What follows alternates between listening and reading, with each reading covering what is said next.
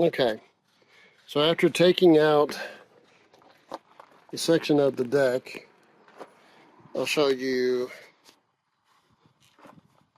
what it looks like. It's like this is old Masonite siding. And then this is the 2x6 beyond.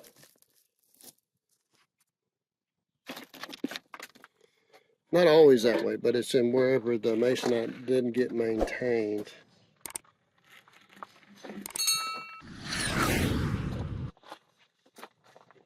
This is what the deck was, and the deck didn't cause this. This was actually done before they built the deck on. They tried to fasten the deck to it and found out it wasn't very strong, so they put in a steel beam every 13'8".